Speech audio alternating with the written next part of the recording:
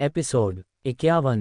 Disclaimer. दोस्तों, मैं आप सभी को बता दूं, ये कहानी पूरी तरह काल्पनिक है। ये सिर्फ दर्शकों के मनोरंजन के लिए बनाई गई है। इसमें दर्शाए गए सभी पात्र, नाम, उत्पाद और घटनाएं पूरी तरह काल्पनिक है। ये कहानी किसी भी तरह से किसी भी व्यक्ति के भावनाओं, प्रथाओं, परंपराओं और विश्वासों के अपमान नहीं करती है। और कहानी में बताए गए सभी चीज़ों का मात्र कहानी के लेखक द्वारा बनाई गई लेख की अपनी एक कल्पना है।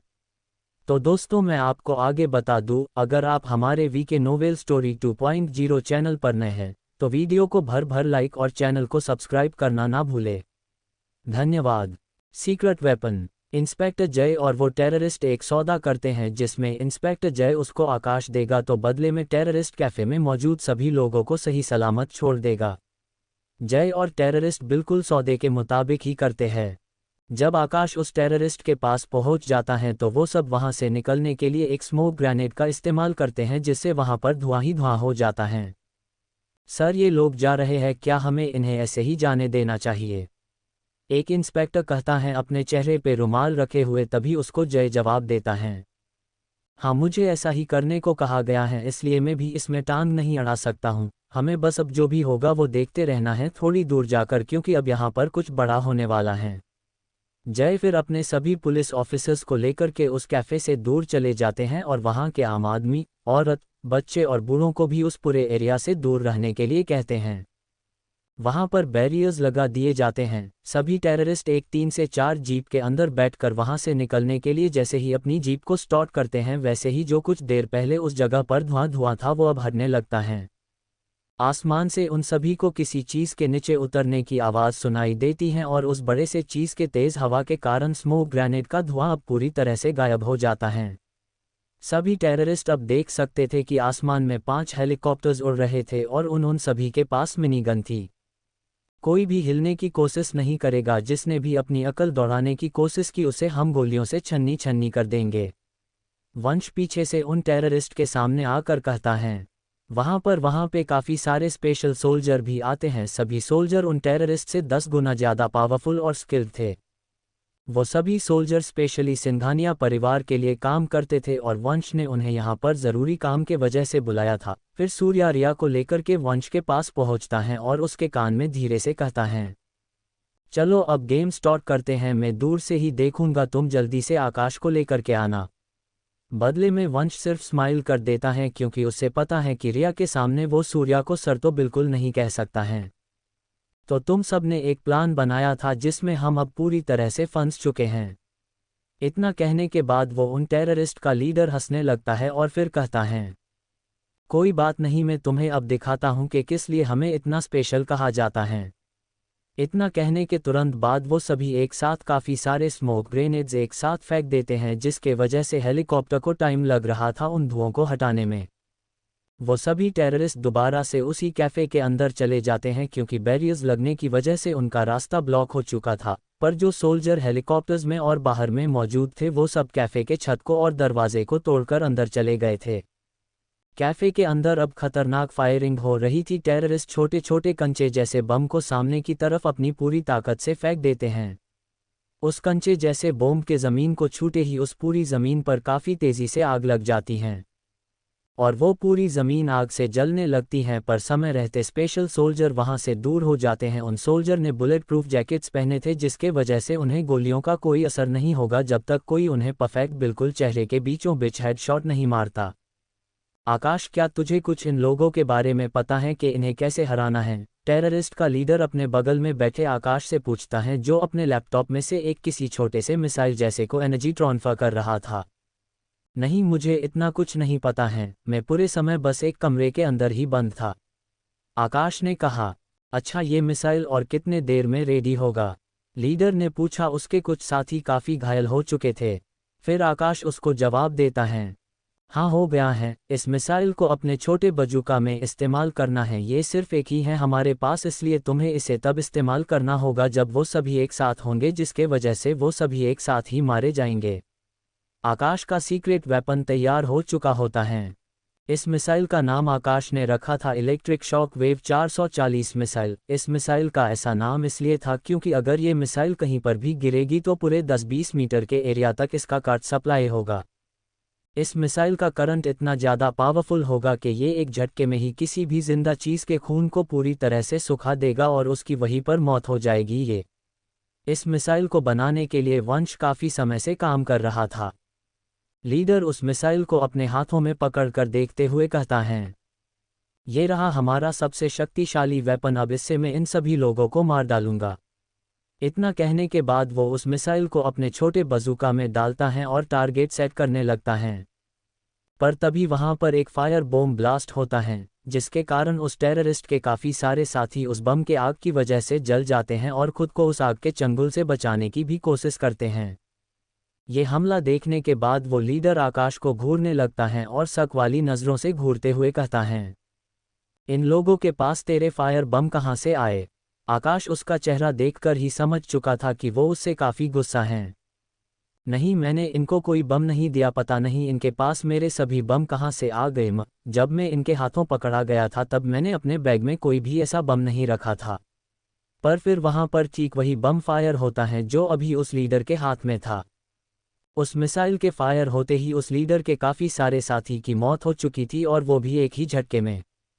टेररिस्ट का लीडर फिर बिना कोई देरी किए अपनी गन आकाश के माथे पर रख देता है और कहता है, आकाश, तूने हमारे साथ गद्दारी की है इन लोगों को अपने हथियार बेचकर। एपिसोड 52 हैवानों की दुनिया। सभी टेररिस्ट आकाश को लेकर के जैसे ही निकलने को होते हैं वैसे ही आसमान में हेलीकॉप्टर उड़ते हुए उन लोगों को दिखता है जो उनके स्मोक ग्रेनेड को हटा रहा था। टेररिस्ट आकाश को अपने संग लेकर के वापस से कैफे के अंदर चले जाते हैं। आकाश ने अपना सीक्रेट वेपन तैयार कर लिया था जो एक छोटे से मिसाइल की तरह दिख रहा था। जब टेररिस्ट का लीडर अपने छोटे बाजुका में डालकर फायर करने को होता है तभी उनके ऊपर वंश के लोग ठीक उसी वेपन इस्तेमाल करते हैं जो आकाश ने बनाया था। लीडर ये सब देख आकाश के माथे पर अपना गन तान देता है। मैंने ना तो तुम्हारे साथ और ना ही किसी और के साथ कोई गद्दारी की है, मेरे ऊपर यकीन करो, मैंने उन लोगों के साथ कोई भी डील नहीं की है। मैं नहीं जानता कि इनके पास मेरे जैसे हथियार कैसे आए। आकाश ने कहा, वो सच में नहीं जानता था कि सूर्या और वंश के पास ठीक आकाश के जैसे हथियार कैसे आए थे। पर टेररिस्ट का लीडर आकाश पर बिल्कुल भी भरोसा नहीं करता है। वो आकाश को देखते हुए कहता है, मुझे लगा था कि मैं तुम्हारा इस्तेमाल करके अपना बदला ले सकता हूं और पूरे भारत को अपने काबू में कर सकता हूं, लेकिन लगता है मेरा ये सपना एक सपना ही रह जाएगा। आकाश ये सब सुनकर उस लीडर का चेहरा देखने लगता है और कहता है, क्या मतलब कि तुम मेरा इस्तेमाल कर रहे थे? हाँ, तुमने सही सुना, मैं और मेरी टीम सिर्फ तेरा इस्तेमाल कर रही थी। हमें कहीं से पता चला था कि तू बहुत एक्सप्लोसिव बॉम्ब्स बनाता है, पर तेरी कदर इंडिया में नहीं थी, इसलिए हमने तुझे पाकिस्तान से बचाया ताकि तू हमारे लिए बॉम्ब बना सके और मैं इस पूरे भारत पे राज कर सकूं। लीडर ने कहा। आकाश सुनना पड़ गया था, क्योंकि उसे तो पूरे समय से लग रहा था कि ये सभी टेररिस्ट उसका परिवार हैं, पर उसे आज जाकर पता चला कि ये सिर्फ एक ख्वाब था जो सच तो कभी नहीं हो सकता था। पर मुझे लगा था कि तुम सभी मेरी मदद कर रहे हो मेरा बदला लेने में, क्या वो बात भी झूठ थी? आकाश ने पूछा। फिर उसके सवाल लीडर हंसते हुए आकाश को जवाब देता है, क्या कहा तूने? मदद? तुझे क्या लगता है हम टेररिस्ट किसी की मदद के लिए अपनी जान इतनी जोखिम में डालते हैं? भाई भाई भाई, तू भी ना एक सोल्जर होने के बावजूद इन सभी बातों पर यकीन करता है। देख, मैं तुझे एक बात बताता हूँ, ये जो दुनिया है ना इंसानों की, ये असल में इंसानों की नहीं हैवानों की दुनिया है, जहाँ पर लोग सिर्फ तुम्हारा इस्तेमाल करते हैं और काम निकल जाने के बाद वो तुम्हें सड़ने के लिए अकेला छोड़ देते हैं। आकाश को ये सब सुनकर काफ़ी ज़्यादा गुस्सा आ रहा था।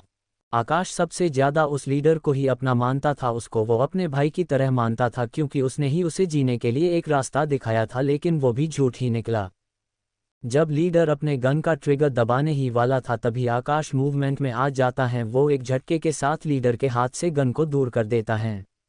लीडर ये देख अपने पेंट के पॉकेट से एक चाकू निकालता है और आकाश के ऊपर चलाने लगता है, पर आकाश इतनी आसानी से घायल कैसे हो सकता था? आखिर वो एक काबिल और काफ़ी ज़्यादा ट्रेंड सोल्जर जो था।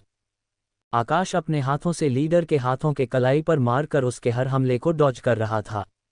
लीडर के हाथों से अब चाकू भी दूर फेंका चुका था, इसलिए वो अब हाथों से ही लड़ने के लिए आगे बढ़ता है।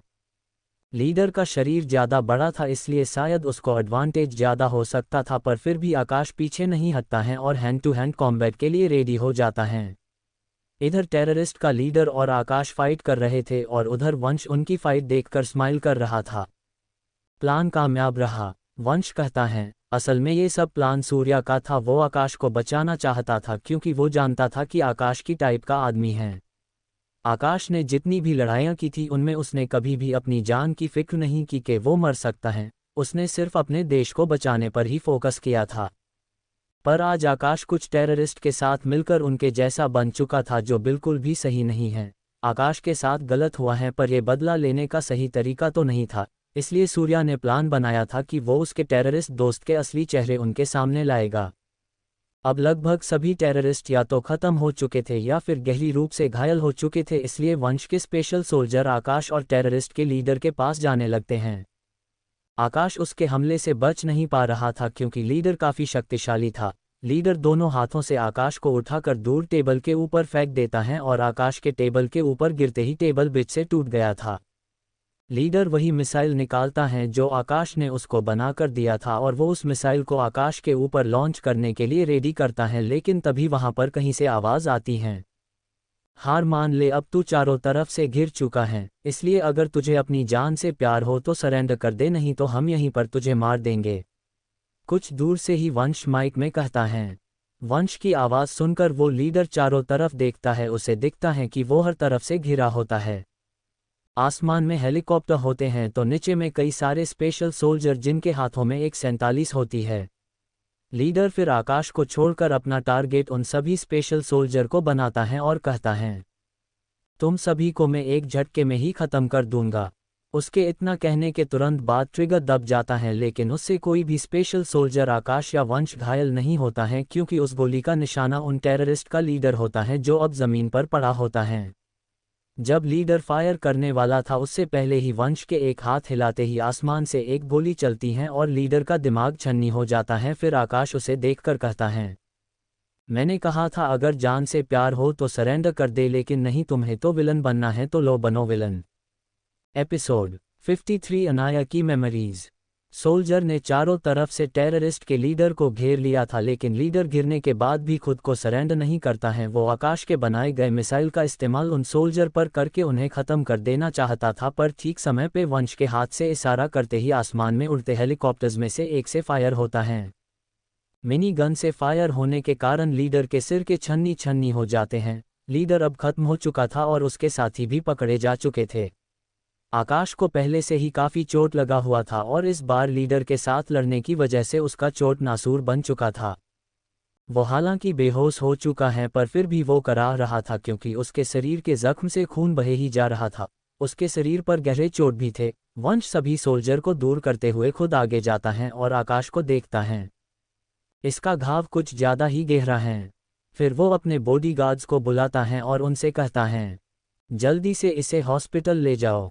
वो बॉडीगार्ड्स फिर जल्दी से आकाश को उठाते हैं और कार में बैठाकर सीधा हॉस्पिटल के लिए निकल जाते हैं। लगता है प्लान पूरा कामयाब रहा। सूर्या कैफ़े के अंदर आते हुए वंश से कहता है, यस सर, लगता तो ऐसा ही है, पर अभी हम पूरा पक्का नहीं है कि आकाश के मन से बदले की आग बुझी होगी। वंश भी फिर जवाब देता है। सूर्या के पास जाने के बाद फिर सूर्या ने कहा, देखते हैं क्या होगा आगे। कम से कम हमने उस टेररिस्ट ग्रुप को तो ख़त्म ही कर दिया, पर हमें अभी भी एक काम करना बाकी है। वंश को कुछ समझ नहीं आता है क्योंकि प्लान में तो बस इतना ही कुछ था और कुछ तो था नहीं, इसलिए वो सूर्या से पूछता है, एक और काम, मतलब शायद हमने लगभग सभी कुछ कर लिया है। फिर सूर्या वंश की तरफ देखकर स्माइल करते हुए कहता है, नहीं वंश, अभी पूरा नहीं हुआ है हमारा काम, क्योंकि अभी हमें सीएम को और उसके साथ के जितने भी लोग आकाश के साथ ऐसा किया था उसकी सज़ा तो उनको मिलनी ही चाहिए। हमने सीएम की जान इसलिए नहीं बचाई कि वो आगे से फिर से कोई गद्दारी कर सके अपने आर्मी के साथ या फिर किसी और के साथ, बल्कि हमने उसकी जान इसलिए बचाई है ताकि हम उसे सजा दे सके, जिस कारण से वो आगे ऐसी चीज़ करने की कभी सोचेगा भी नहीं। फिर वंश सूर्या के आसपास देखते हुए कहता है, सर, पर रिया इसके लिए मानेगी क्योंकि उसके पापा को सजा मिल रही होगी और रिया चुप रहेगी, ऐसा होना शायद ही मुमकिन होगा। सूर्या फिर उसको जवाब देता है, देखो वंश, जिसने गलत किया है उसको उसकी गलती की सजा तो मिलकर ही रहेगी, भले ही वो सीएम ही क्यों ना हो, और इसमें रिया क्या की भी कुछ नहीं कर सकता है क्योंकि कानून ऐसे ही चलता है। वंश अब सूर्या की बात को समझ चुका था। और उधर मध्य प्रदेश में अनाया का प्लेन लैंड हो चुका था। अनाया को लेने के लिए उसके डैड कार भेज देते हैं और अनाया उसी कार में बैठकर अपने घर के लिए निकल चुकी होती हैं। कार में बैठे बैठे ही वो अपने फ़ोन में अपने कंपनी के डिटेल्स देख रही थी। स्टॉक मार्केट और रीच सब कुछ बिल्कुल सही था, बल्कि ये तो पहले से भी बेहतर ही था। डैड की कंपनी तो बिल्कुल ठीक है, कंपनी तो कहीं से भी लॉस में नहीं दिख रही है। डैड ने फिर मुझे यहाँ पे वापस आखिर किस लिए बुलाए होंगे? अनाया ने कहा। कुछ देर के अंदर ही अनाया का पैलेस भी आ जाता है। डैड, आपने मुझे यहाँ पर वापस क्यों बुलाया है? मैं अपना टाइम स्पेंड कर रही थी सूर्या के साथ दिल्ली में, और आप हो कि मुझे झूठ बोलकर यहाँ पे बुलाएं? अनाया पैलेस के अंदर काफ़ी तेज़ आवाज़ में कहते हुए आ रही थी। जितने भी सर्वेंट्स अनाया के सामने आ रही थी उन्हें अनाया बिना कुछ कहे ही बस अंदर चले जा रही थी। वरुण घोष यानी कि अनाया के पापा जी अनाया की आवाज़ सुन चुके थे और वो सब बात भी सुन चुके थे जो अनाया अंदर आते हुए कहते जा रही थी। जब अनाया अपने डैड के पास आ जाती हैं तो वरुण देख सकते थे कि अनाया कितने गुस्से में थी। अनाया, तुमने आते ही फिर से पहले की तरह शोर मचाना शुरू कर दिया है। बैठो और थोड़ा रिलैक्स करो, मैं तुम्हें बताता हूँ कि मैंने तुम्हें यहाँ वापस क्यों बुलाया है, और वो भी झूठ का सहारा लेकर। वरुण ने काफ़ी शांति के साथ कहा। इसलिए अनाया भी शांति सोफे पर बैठ जाती हैं। कुछ सर्वेंट अनाया के खाने और पीने के लिए फ्रूट्स और फ्रूट्स जूस लाते हैं। कई तरह के जूस और फ्रूट्स टेबल पर आ चुके थे, पर अनाया उन्हें ना लेकर सिर्फ पानी एक शीशे के गिलास में निकालती हैं और पीती हैं। जब वरुण को लगता है कि अनाया अब शांत हो चुकी हैं तो वो कहते हैं, अनाया, तुम्हें सैम तो याद होगा जो कई सालों से सिंघानिया परिवार से दूर था। अनाया के कानों में सैम नाम जाते हैं, उसके दिमाग में कुछ मेमोरी जाने लगती हैं जो कि कई सालों पुरानी होती हैं। ये सभी यादें लगभग तब की थी जब अनाया सिर्फ 12 साल की ही थी। वो खुद को एक आइलैंड पर देखती हैं कुछ लड़कों के साथ, और उन लड़कों में सूर्या और सैम भी शामिल थे। उसके साथ ही अनाया की सहेलियां भी थी। सभी लड़के और लड़कियां खेल रही थी, लेकिन सूर्या और सैम दोनों ही झगड़ रहे थे। अनाया बचपन से ही काफ़ी खूबसूरत थी, जिसकी वजह से सूर्या और सैम दोनों ही अनाया को काफ़ी छोटे से ही लाइक करते थे। इसी वजह से एक बार उन दोनों में झगड़ा भी हो जाता है। अनाया मेरी दोस्त हैं और वो हमेशा मेरी ही रहेगी। नहीं, अनाया मेरी हैं और जो कोई भी उसके पास जाने की कोशिश करेगा मैं उसे ख़त्म कर दूंगा। सूर्या और सैम झगड़ते हुए कहते हैं, पर तभी बीच में अनाया आ जाती हैं और उन दोनों से कहती हैं, सूर्या और सैम, तुम दोनों हमेशा झगड़ते रहते हो, तुम दोनों ऐसे ही झगड़ते रहे तो मैं तुम दोनों से ही दोस्ती तोड़ दूंगी। अनाया ने कहा। अनाया के साथ उसकी सहेलियां भी आ जाती हैं। पर तभी सैम पत्थर उठाकर सूर्या के ऊपर मारता है और वो पत्थर ठीक सूर्या के सिर पे जाकर लगता है, जिसकी वजह से सूर्या का सिर फट जाता है और उससे काफ़ी सारा खून निकलने लगता है। ये देखकर भागते हुए अनाया सूर्या के पास जाती हैं। सूर्या, तुम ठीक तो हो ना? सैम, ये तुमने क्या किया? तुम्हारे वजह से देखो अनाया के सिर से कितना सारा खून निकल रहा है।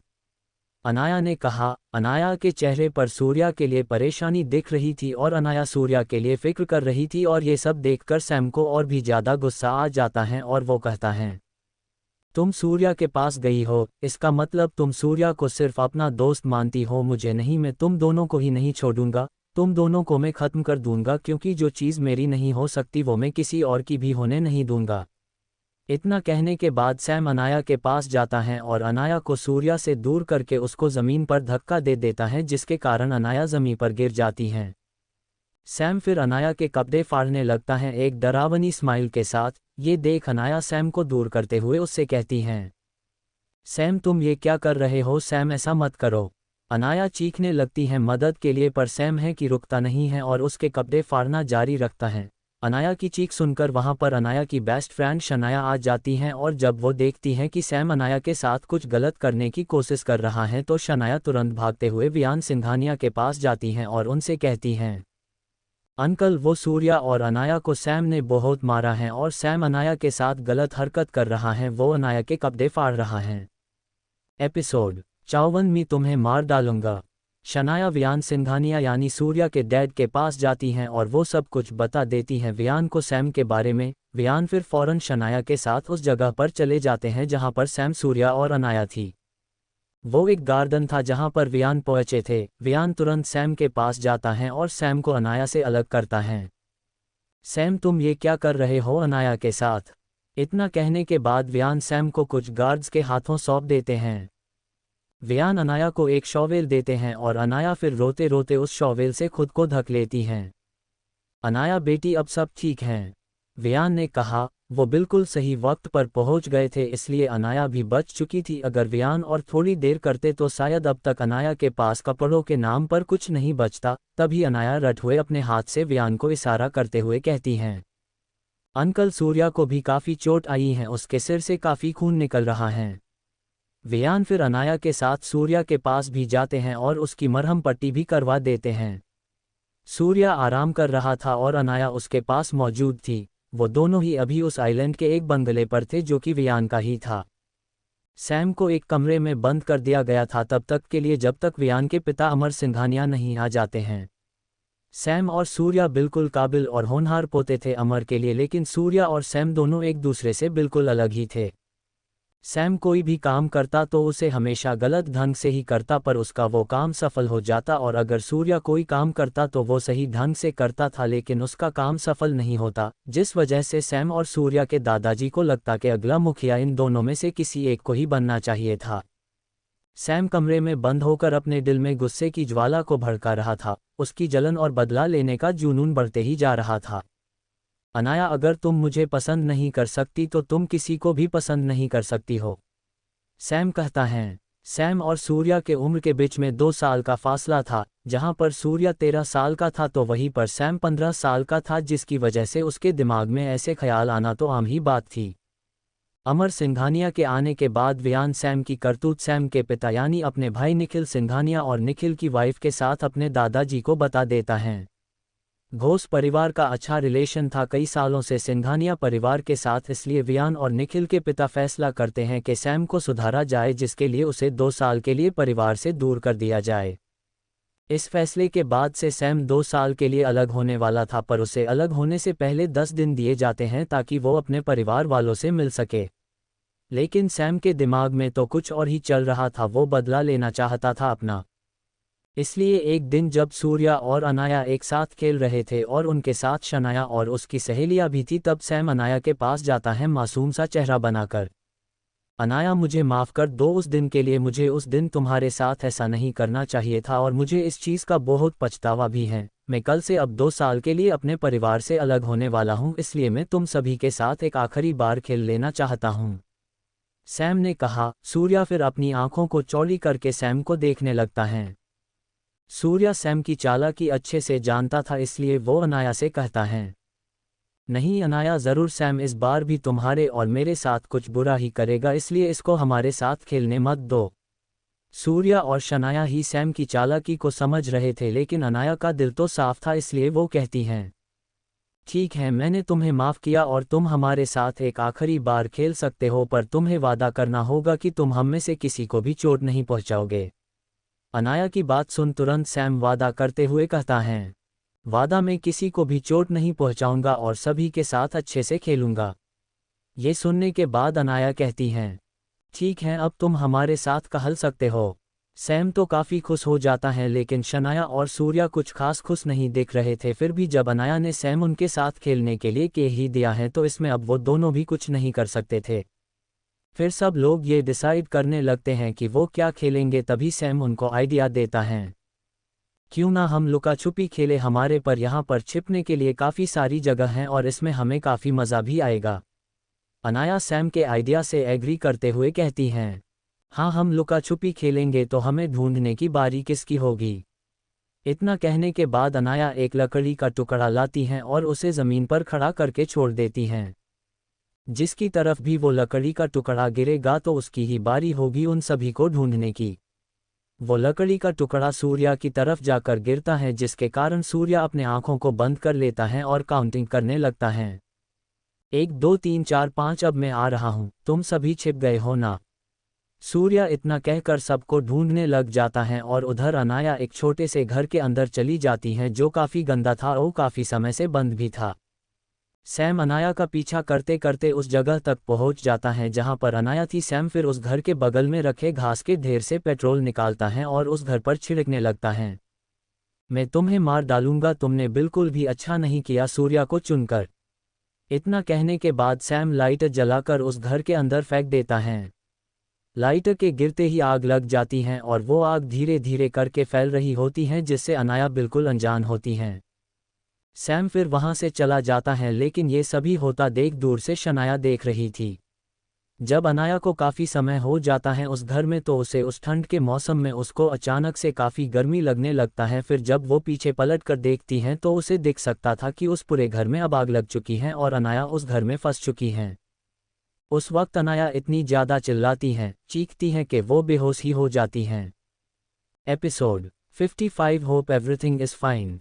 सैम बदले की आग में इतना ज़्यादा जल चुका था कि वो अनाया को ही उस घर में अकेला छोड़ देता है मरने के लिए, लेकिन अनाया सही समय पर गार्ड्स को बुलाकर उस घर की आग को बुझा देते हैं और अनाया को भी बचा लेते हैं। दादाजी उस वक्त वहाँ नहीं थे, इसलिए उसी वक्त से वियान 2 साल की जगह 8 साल के लिए सैम को घर से दूर रखने का फैसला सुनाता है। दादाजी के ना होने पर उनका छोटा बेटा वियान ही ये सब संभालता था। अनाया के मन में तभी से आग से ऐसा डर उसके मन में बैठ गया था कि वो फिर कभी निकल ही नहीं सका। अनाया ये सब एक बार फिर याद करके कांपने लगती है, लेकिन फिर उसके डैड उसकी हालत देखकर कहते हैं, तुम फिक्र मत करो, भले ही सैम वापस आ गया हो पर अब तुम्हारे साथ सूर्या तो है ही तुम्हारी सिक्योरिटी के लिए। ऊपर से अब उसके हाथ में ही वियान की कंपनी की कमान जाने वाली है, ऐसे में सैम तुम्हारे साथ कुछ ऐसा वैसा करने के बारे में सोच भी नहीं सकता है। अपने डैड की बात सुनने के बावजूद अनाया काफ़ी ज़्यादा डर रही थी। वो कहती हैं, लेकिन आपने फिर मुझे बुलाया ही क्यों यहाँ पर? आपको अच्छे से जब पता ही है कि सैम मेरी ज़िंदगी में कितना बुरा सपना है, फिर भी आपने मुझे यहाँ बुलाया और वो भी बिना किसी वजह के। अनाया अपने डैड से नाराज़ थी और ये नाराज़गी होनी भी चाहिए, क्योंकि अनाया अपने मन को मार कर यहाँ पर आई थी अपने डैड की मदद करने के लिए। यहाँ आने के बाद पता चलता है कि इधर तो बात कुछ और ही है। सैम के साथ उसके मोम और डैड भी आ रहे हैं। सुनने में आ रहा है कि वियान के बड़े भाई निखिल सिंघानिया भी अब उनके टक्कर में आने की कोशिश कर रहे हैं।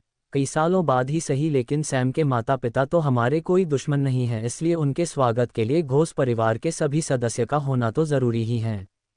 अनाया आगे कुछ नहीं कहती हैं और बस वहाँ से उठकर अपने रूम की तरफ चली जाती है। और उधर दिल्ली में सूर्या रिया को सभी बात बता देता है जो असल में आकाश के साथ हुआ था, और रिया के डैड को उम्र कैद की सजा भी मिल चुकी थी। इन सभी चीज़ों को हुए 1 महीना बीत चुका होता है। रिया अपने बाथटब में बात ले रही होती हैं गुनगुनाते हुए, तभी उसका फ़ोन बजता है।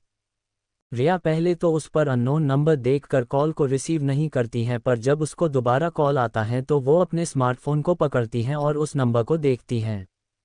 हेलो, रिया कुकरेजा बोल रही हूँ। रिया कॉल को उठाने के बाद कहती हैं। फिर दूसरी तरफ से जो आदमी रिया को कहता है वो सुनने के बाद रिया के चेहरे का पूरा एक्सप्रेशन ही बदल जाता है। कॉल के कट होते ही रिया बहुत ही ज़्यादा टेंशन में आ जाती हैं। वो बाथटब से निकलकर अपने बदन के पानी को पोंछती हैं और जल्दी से कपड़े पहनकर निकल जाती हैं।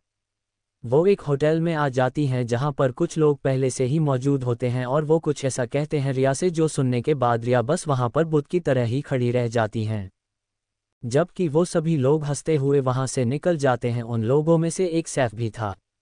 रिया वही उस होटल में ही काफ़ी देर बस बैठी रहती हैं एक टेबल पर। वहां पर वेटर भी कई बार आता है रिया का ऑर्डर लेने के लिए, लेकिन रिया कुछ भी नहीं बोल रही होती हैं। जब वेटर आता तो वो बस वेटर को घूरते ही रहती और कुछ कहती नहीं हैं। रिया के फ़ोन पर फिर मोना का कॉल आता है। मोना रिया को कई बार कॉल करती हैं लेकिन रिया उसका कोई भी रिस्पॉन्स नहीं देती हैं। रिया मेरे कॉल का ना ही कोई रिस्पॉन्स दे रही हैं और ना ही मेरे कॉल को पिक कर रही हैं, ऐसा तो कभी नहीं हुआ। जब रिया मोना के कॉल को पिक नहीं करती हैं तो मोना कहती हैं। मोना फिर रिया के बंगले के लिए निकल जाती हैं, लेकिन वहां पहुंचने पर पता चलता है कि रिया तो बंगले पर है ही नहीं। अब रिया को ढूंढना पड़ेगा, पता नहीं ये लड़की कब सुधरेगी, मोना ने कहा। फिर वो अपने स्मार्टफोन से रिया का लोकेशन ट्रैक करती हैं। रिया काफ़ी देर से उस होटल के टेबल पर बैठी हुई थी और ऊपर से वो कुछ भी ऑर्डर नहीं कर रही थी, इसलिए वेटर उसकी शिकायत होटल के मैनेजर से कर देते हैं, जिसके बाद खुद होटल का मैनेजर रिया के पास जा पहुंचता है। मैम, क्या आप कुछ ऑर्डर करना चाहेंगी? होटल के मैनेजर ने बड़े प्यार से पूछा, लेकिन रिया फिर भी कुछ नहीं बोलती हैं। मैनेजर रिया को पहचान तो चुका था कि आखिर रिया है कौन, इसलिए वो इतने प्यार से बात कर रहा था। अगर रिया की जगह वहां पर कोई बैठी होती तो होटल का मैनेजर तो उसे धक्के मारकर बाहर निकाल फेंकता। तभी वहां पे मोना आ जाती हैं और वो मैनेजर से कहती हैं, नहीं नहीं ये मेरे साथ हैं। मोना ने कहा। फिर वो रिया का हाथ पकड़कर उसे अपने साथ ले जाने लगती हैं। रिया चल यहाँ से, मैंने तुझे कितने कॉल करी लेकिन तू है कि एक कॉल का भी जवाब नहीं दे रही थी। और यहाँ पर ऐसे अकेले इस होटल में क्यों बैठी हुई थी। मोना फिर रिया का सफ़ेद चेहरे देखते हुए उससे पूछती हैं, रिया क्या बात है, सब कुछ ठीक तो है ना। रिया मोना के साथ मोना के कार में आ चुकी होती हैं। रिया फिर मोना को देखने लगती हैं और फिर तभी रिया की आंखें भर आती हैं और वो मोना को गले लगाकर रोने लग जाती हैं। वो कहती हैं, मोना वो सैफ आज फिर से। Episode 56 what a trouble.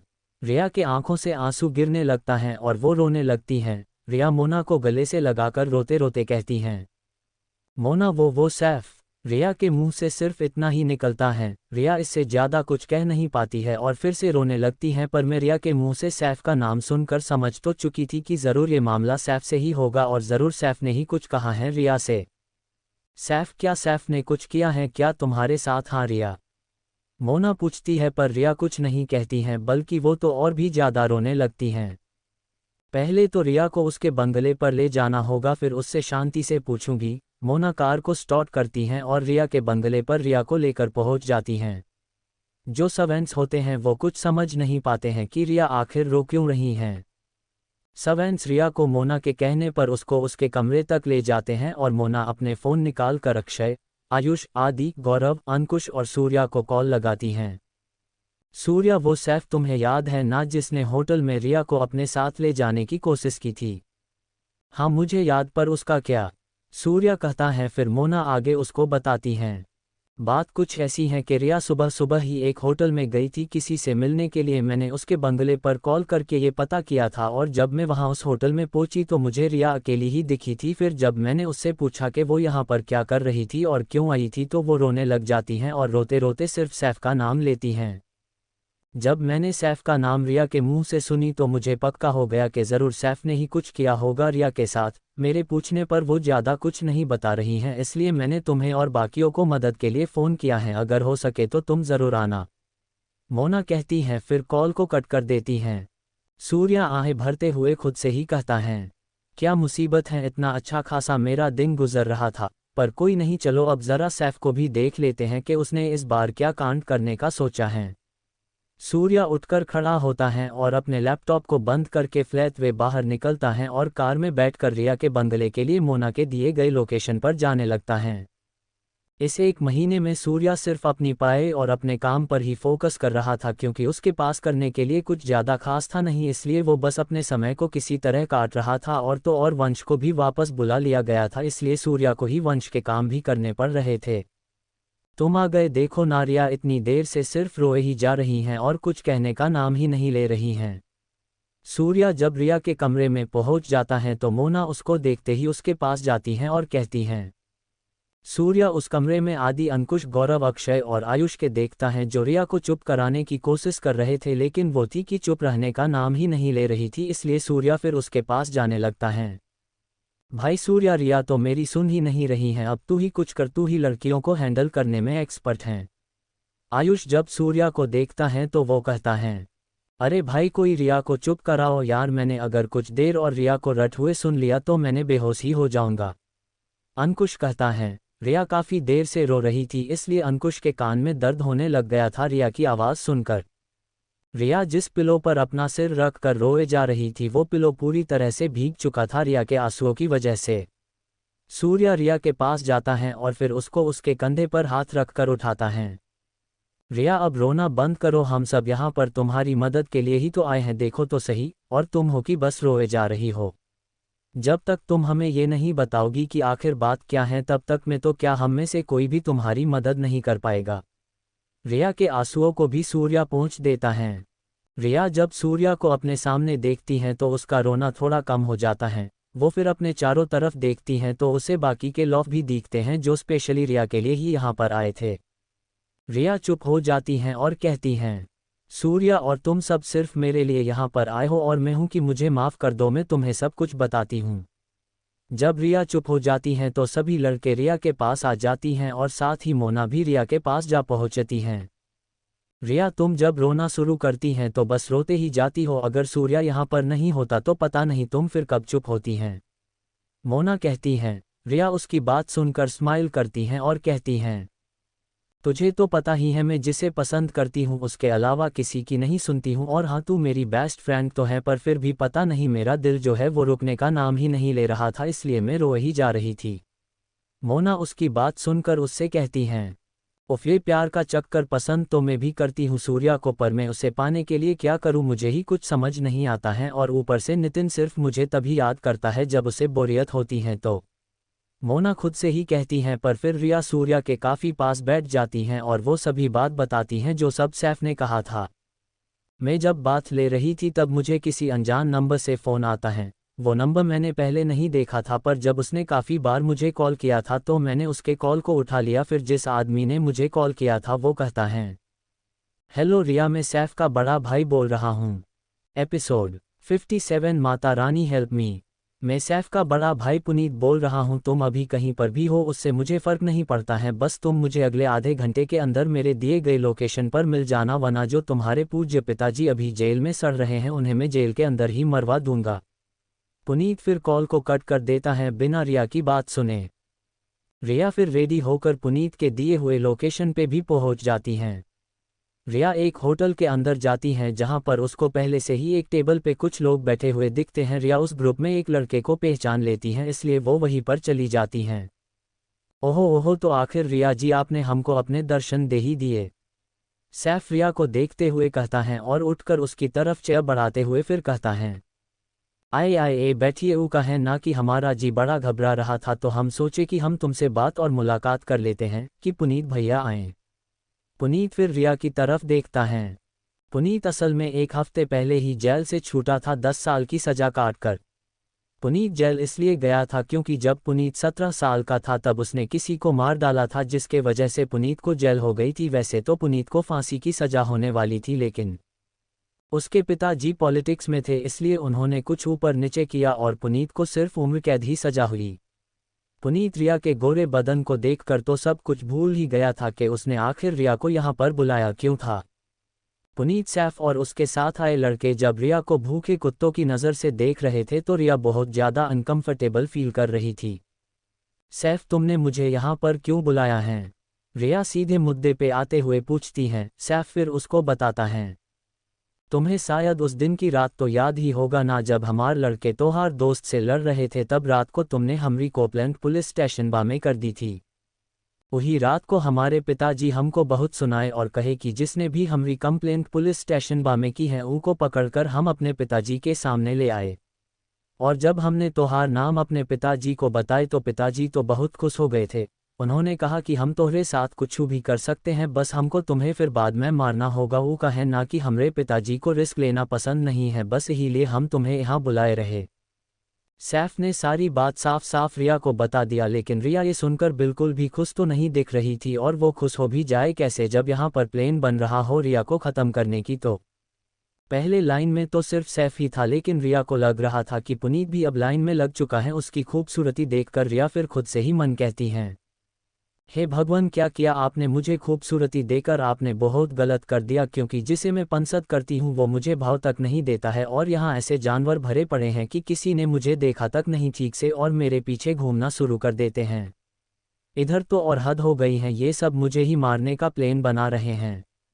Puneet, जो इतने देर से शांत बैठकर बस उन सभी की बात सुन रहा था, वो कहता है, तुम मेरे साथ जाओगी? इसे मारने की ज़रूरत नहीं है, और छोटे तू अपना काम कर ले, फिर मैं पूरी ज़िंदगी इस लड़की के साथ मज़े लूँगा। और रही बात पापा की, तो उन्हें जब तक तू नहीं कुछ बताएगा तब तक उन्हें तो कुछ पता लगने से रहा। रिया तो और भी डर जाती हैं। मैं कोई टैडी हूँ क्या कि जब सैफ का मन भर जाएगा तो पुनीत मेरे साथ खेलेगा? काश मेरे साथ अभी सूर्या होता। माता रानी मदद करो मेरी, मुझे ये कहाँ इन जानवरों की बिच फंसा दिया है आपने। सैफ अपने भाई की बात सुनकर फिर कहता है, बड़के भैया, इस लड़की का एक तो दोस्त है, ऊ नाम सूर्या है, ऊ बहुत बढ़िया लड़ाका है। अगर रिया ने ऊ कोई सभी बात ऊ लड़के को बता दी तो अरे छोटे तू उसकी फिक्र मत कर, उसका इंतज़ाम भी है मेरे पास। अगर उस लड़के ने कुछ भी करने की कोशिश की तो रिया के पिताजी तो जाएंगे काम से, इसलिए हमें उसकी तो फिक्र करने की कोई ज़रूरत नहीं है, पुनीत ने कहा। रिया सूर्या और बाकी सभी को सब बातें बता रही होती हैं। उसकी बात सुनकर फिर अंकुश कहता है, मतलब इस बार हम एक मर्डर से भिड़ने वाले हैं। मैं नहीं जाने वाला कोई मदद वदद करने। अरे मैं इकलौता बेटा हूँ अपनी माँ का, अगर मुझे कुछ हो गया तो ना बाबा ना मैं नहीं जाने वाला कहीं पर भी। इतना कहने के बाद वो उठ खड़ा होता है और कमरे से बाहर जाने लगता है। लेकिन तभी गौरव अंकुश को पकड़कर खींचता है और कहता है, अंकुश तू कितना डरपोक है बे, कभी तूने खुद को देखा है? तुझे ज़्यादा बहादुर तो 10 साल के बच्चे होते हैं। रिया के मदद के लिए सूर्या और बाकी सब भी हैं, तुझे पता है ना, फिर भी तू डर रहा है क्या यार? गौरव अंकुश को भड़काने के लिए कहता है, लेकिन अंकुश भड़कता नहीं बल्कि वो तो और चुपचाप बस बैठा ही रहता है। फिर सूर्या कहता है, मैं रिया को इस मुसीबत से बचा तो सकता हूँ, लेकिन अगर उन लोगों को पता चला कि हमने रिया की मदद की है तो अंकल की जान खतरे में पड़ सकती है। इसलिए हमें कोई प्लेन चाहिए होगा जिससे उनको कुछ पता भी ना चले और रिया भी उनके जाल से बचकर निकल जाए। एपिसोड 58 प्यारी प्यारी बातें। रिया के साथ जो कुछ भी हुआ था वो सब रिया सभी को बता देती हैं। सूर्या एक अच्छा प्लेन सोच रहा होता है, क्योंकि अगर पुनीत या सैफ को कोई खबर भी मिली कि सूर्या या किसी और ने रिया की मदद की है तो रिया के डैड की जान जा सकती है। सूर्या फिर रिया के बातों पे गौर करने लगता है और फिर तभी उसको याद आता है कि रिया ने कहा था सैफ की तरह ही पुनीत भी अब उसकी खूबसूरती के पीछे दीवाना हो गया है। इस चीज़ से सूर्या को आइडिया आता है और वो कहता है, हे गाइस, मेरे पास एक आइडिया है जिससे हम बिना सैफ और पुनीत के पता लगे ही रिया की मदद कर सकते हैं। तो क्या है प्लेन? सब के सब सूर्या को देखते हुए पूछते हैं। फिर सूर्या उन्हें बताता है, तुमने इस बात पर गौर किया है क्या, जब रिया ने हमें बताया था कि पुनीत भी सैफ की तरह ही रिया के पीछे पड़ गया है तो? उसकी बात सुनकर आदि कहता है, हाँ हमने उस पर गौर किया था, पर उससे क्या होगा? फिर सूर्या समझाता है, तुम्हें ये तो पता ही होगा, जब दो लोग किसी एक चीज़ को चाहते हैं तो वो चीज़ उन दोनों में से किसी को भी नहीं मिलती है। ठीक वैसे ही हम अगर उन दोनों भाइयों को लड़ा देंगे रिया के लिए तो हमारा काम निकल सकता है। हम उन दोनों भाइयों रिया के लिए इतना पागल कर देंगे कि अगर सैफ के साथ रिया होगी तो पुनीत की जलेगी और अगर पुनीत के साथ रिया होगी तो सैफ की जलेगी, जिस कारण से हम उन दोनों के लड़ाई का फ़ायदा उठाएंगे और उन्हें किसी ना किसी तरह ऐसी जगह पर बुला लेंगे जहां पर कोई आता जाता ना हो और फिर हम उन दोनों को ही सबक सिखा देंगे। सूर्या का प्लान काफ़ी अच्छा लगा था सभी को, पर इसमें रिस्क भी था, क्योंकि अगर उनका ये प्लान काम नहीं करता है तो रिया को बचाने का कोई रास्ता भी फिर नहीं निकल पाएगा। अब रिया की इज्जत सूर्या और बाकियों के हाथ में थी। सूर्या, तेरा प्लान तो काफ़ी अच्छा है, लेकिन हम उन दोनों भाइयों को भिड़ाने के लिए करेंगे क्या जिससे वो दोनों लड़ सके? आयुष पूछता है और उसकी बात से बाकी के लोग भी सहमत होते हैं। तो सूर्या बताता है, इस पूरे प्लेन को अंजाम देने का काम रिया का ही होगा। रिया को कॉल करना होगा पुनीत को, वो भी सिर्फ रात में 10 बजे के बाद, और रिया को उससे मीठी मीठी बातें करनी होगी जब तक पुनीत रिया के मीठी बातों में फंस नहीं जाता है।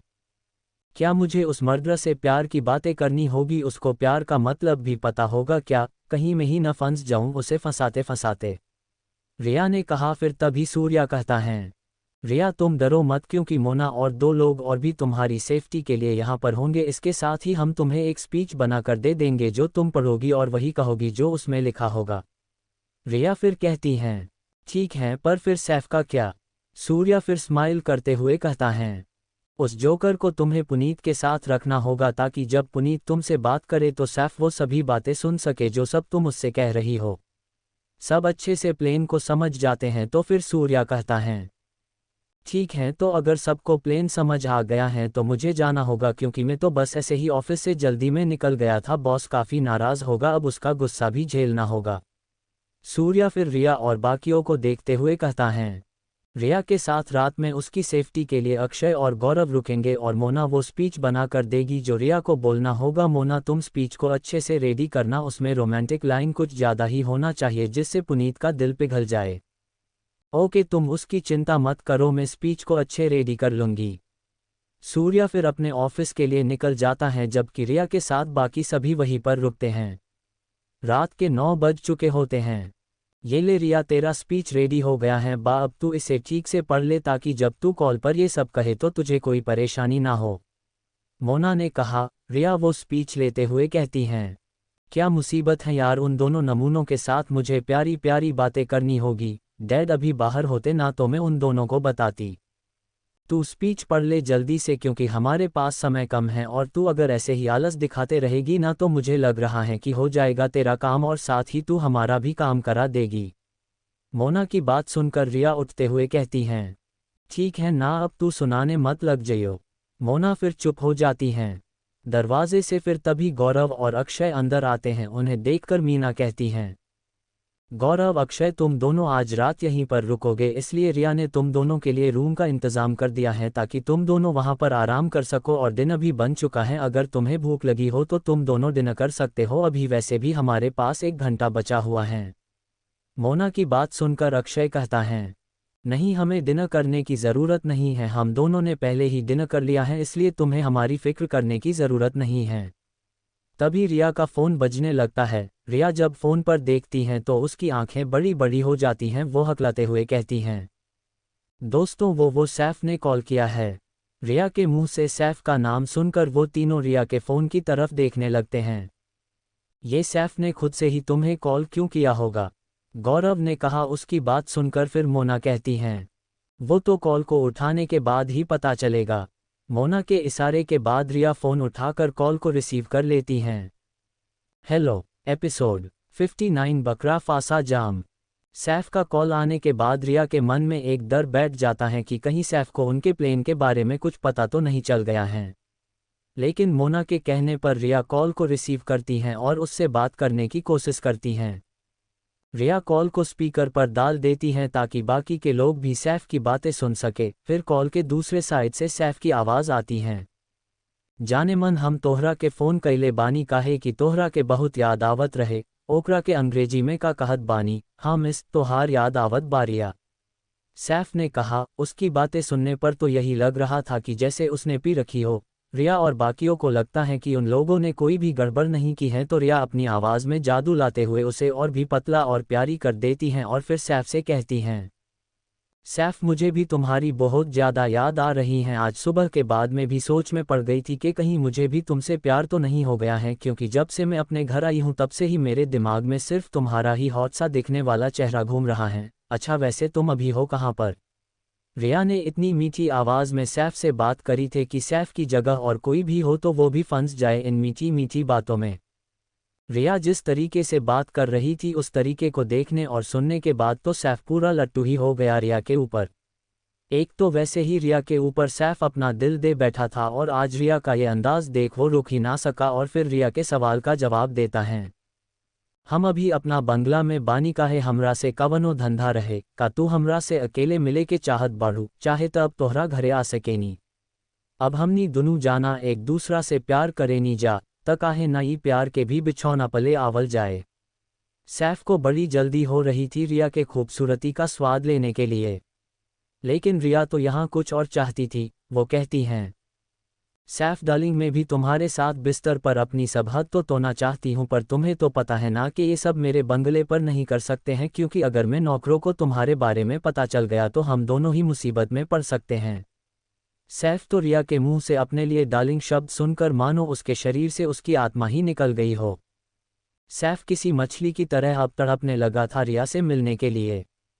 पर इधर तो कुछ और ही हो रहा था। यहाँ पर अक्षय और गौरव उसके साथ मोना अपनी हंसी को कंट्रोल करने के बावजूद धीरे धीरे हंसी जा रही थी।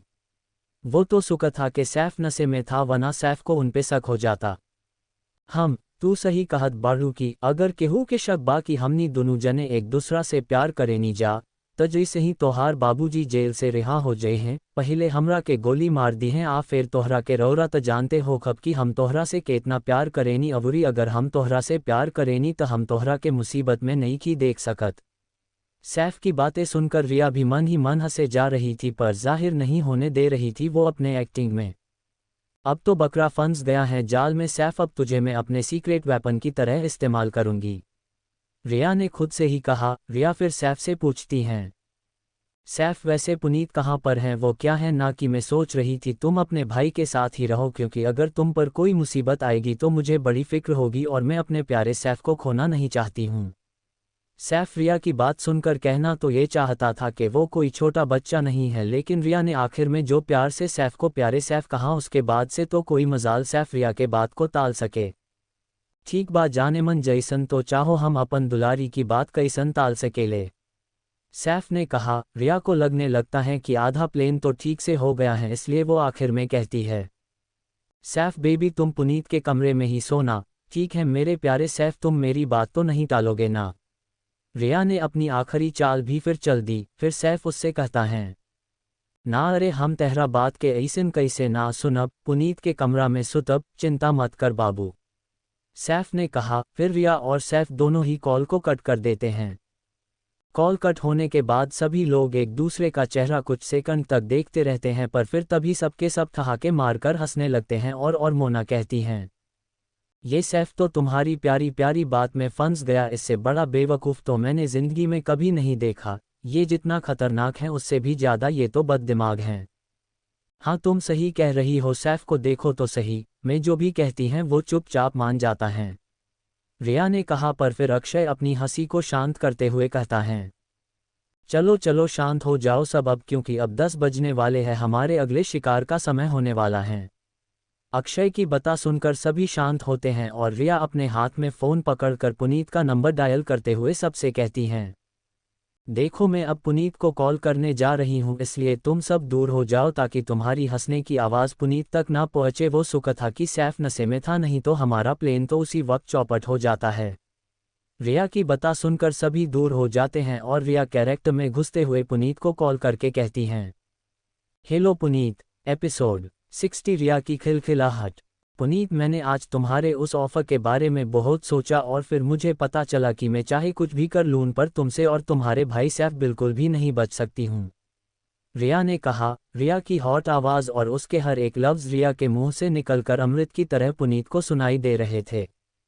मैंने तो कहा ही था उस समय तुम्हें कि तुम्हारे पास और कोई चारा ही नहीं है, और अगर कोई होशियारी करोगी तो तुम्हारे पिताजी जाएंगे काम से, तो ऐसे में तुम और कर भी क्या सकोगी। वैसे तुमने मुझे कॉल क्यों किया है, और तुम्हारी आवाज़ से लग रहा है जैसे कि तुम मुझसे और कुछ भी कहना चाहती हो, पुनीत कहता है। पुनीत की बात सुनकर रिया हंसने लगती हैं। रिया की हंसी सुनकर हाय मानो पुनीत के छाती से दिल कूदकर बाहर निकल आ जाएगा। रिया की खिलखिलाहट मानो किसी स्वर्ग की अप्सरा की हो, जो स्पेशली सिर्फ पुनीत के लिए ही स्वर्ग से नीचे उतर कर आई हो। पुनीत ने लड़कियों की कई चीखें सुनी हैं, कई खिलखिलाहट सुनी है, पर रिया की तो बात ही अलग थी। पुनीत बस मदहोसा हो चुका था। पुनीत तुमने पता लगा ही लिया कि आखिर मैं तुमसे कुछ कहना चाहती हूँ।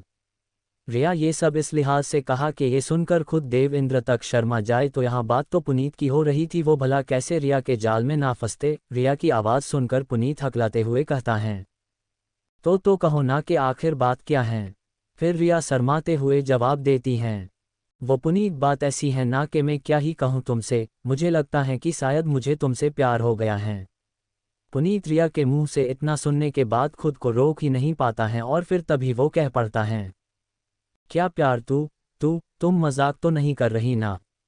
पुनीत ने पी तो नहीं रखी थी, पर जो अभी कुछ देर पहले उसने रिया की आवाज़ सुनी थी तब से ही वो इतने नशे में जा चुका था कि वो सब कुछ भूल ही गया था कि उसका छोटा भाई सैफ उसके कमरे में ही है बैठा है। पुनीत ने ये सब काफ़ी ज़ोर से कहा था, इसलिए इस बात पर ध्यान तो अब सैफ का भी चला ही गया था। सैफ फिर कान लगाकर ध्यान से पुनीत की बातें सुनने लगता है न, और ये जानने की कोशिश करने में लग जाता है कि आखिर कौन वो लड़की है जिसे एक मर्द से प्यार हो गया है। रिया फिर आगे कहती हैं, हाँ मैं सच कह रही हूँ, मुझे सच में लगता है कि मैं तुम्हें पसंद करने लग गई हूँ। मैंने आज सुबह जब से तुम्हारे हॉट बॉडी को देखा है तब से ही मैं तुम्हारे प्यार में पड़ गई थी, बस मुझे कहने की हिम्मत नहीं हो रही थी, इसलिए मैंने बहुत हिम्मत करने के बाद तुम्हें कॉल किया है और अपने दिल की बात बताई है। पुनीत ये जानकार जन्नत ही पहुंच चुका था। वो कहता है, मैं भी जब से तुम्हें देखा तब से ही तुम्हारे ऊपर फिदा सा हो गया, मैं भी तुम्हें बहुत चाहता हूँ। के कॉल पर बा बढ़ भाई आ केकरा से प्यार के अतना मीठ मीठ बात हो रहल बा, का तू अपना छोटका के ना बताई। सैफ बीच में टपकते हुए कहता है। रिया ये आवाज़ सुनकर पहचान तो जानती हैं कि ये आवाज़ किसकी है, लेकिन फिर भी वो अनजान बनते हुए शिकायत करती हैं और पुनीत से कहती हैं, कौन जाहिल गवार है जो हमारी पर्सनल बातें सुन रहा है, उसको इतनी तमीज़ भी नहीं है। जब कोई दो लोग प्यार की बातें कर रहे हो तो उन्हें अकेला छोड़ देना चाहिए। पुनीत को जब लगता है कि रिया नाराज हो रही हैं तो पुनीत उसे मनाते हुए कहता है, अरे नहीं, वो बस छोटे हैं, उससे तो तुम जानती ही हो, सैफ हैं और कोई नहीं बस। पुनीत फिर सैफ से कहता है, चल तू अभी अपने जगह पर जा, मेरी बात क्या सुन रहा है, जाता है कि नहीं या फिर दो एक कंटाप। पुनीत ने गुस्से से कहा। उसकी बात सुनकर बिना कुछ बोले सैफ वापस अपने पलंग पर जाकर लेट जाता है। रिया तो मन ही मन हंस रही होती है, लेकिन रिया से जो कुछ दूर पे उसके दोस्त थे वो तो हंस हंस कर पागल हुए जा रहे थे। रिया फिर मासूम सा चेहरा और आवाज़ को भी काफ़ी ज़्यादा मासूम सा बनाकर पुनीत से कहती हैं, पुनीत बेबी, वो मुझे तुमसे और कुछ भी कहना था, लेकिन शायद तुम्हें ये सुनकर बुरा लगेगा, इसलिए छोड़ दो और कुछ बातें करते हैं। पुनीत ने जो अभी प्यार से बेबी अपने लिए सुना वो सुनकर के तो उसका जी हुआ कि वो अभी लपके और रिया के गोद में जा बैठे। लेकिन पुनीत ने रिया के आवाज़ में कुछ परेशानी भी भाप लिया था, इसलिए वो कहता है, हाँ रिया, बताओ बताओ आखिर बात क्या है, मुझे बिल्कुल भी बुरा नहीं लगेगा। रिया पर फिर तुरंत कहती हैं, नहीं, तुम्हें बुरा लग जाएगा और तुम्हें बुरा लगेगा तो मुझे अच्छा नहीं लगेगा, इसलिए उस बात को जाने दो। पर पुनीत ऐसे कैसे जाने देता है, वो भी अब जिद में आ चुका था। वो कहता है, देखो रिया बेबी, तुम्हें मेरी सिर की कसम है, हाँ अगर तुमने नहीं बताया तो तुम मेरा मारा हुआ चेहरा देखोगी, कह दे रहा हूँ हाँ। रिया फिर ऐसे एक्टिंग करते हुए कहती हैं जैसे कि रिया सच में पुनीत की गर्लफ्रेंड ही हो। नहीं नहीं, ऐसा कभी आइंदा से अपने मुंह से कहने की हिम्मत भी मत करना। अब तुमने कसम दे ही दी है तो मैं और कर भी क्या सकती हूँ, इसलिए बता ही देती हूँ, लेकिन तुम उसे दिल पर मत लेना। रिया फिर आगे कहती हैं, सैफ तुम्हारा जो छोटा भाई है ना, उसकी और तुम्हारी बात तो तुम्हें याद ही होगी ना कि मैं पहले सैफ के साथ रात को रहूंगी फिर तुम्हारे साथ, और मैं सिर्फ तुमसे प्यार करती हूँ, इसलिए मैं तुम्हारे बगैर और किसी के साथ भी रात नहीं गुजार सकती हूँ। पर शायद तुम्हारे लिए तुम्हारा भाई ज़्यादा ज़रूरी होगा ना, इसलिए मैंने सोचा कि रहने दो, मैं मैनेज कर लूँगी, क्योंकि असल में मैं सच्चा प्यार तो तुमसे ही करती हूँ ना। पुनीत भी अब सोच में पड़ चुका था, क्योंकि रिया तो सही ही कह रही थी।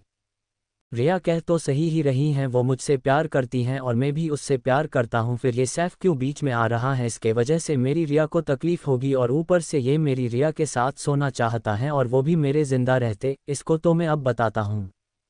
आगे क्या होगा, क्या सूर्या का प्लेन होगा बेकार या फिर रिया हो जाएगी सैफ और पुनीत को फंसाने में कामयाब। क्या करेगा आगे पुनीत और कैसे निकलेगी रिया पुनीत और सैफ के चंगुल से। तो दोस्तों, आखिर कहानी में आगे क्या होगा, यह जानने के लिए इस स्टोरी को सुनते रहिए सिर्फ और सिर्फ वीके नॉवल स्टोरी 2.0 चैनल पर।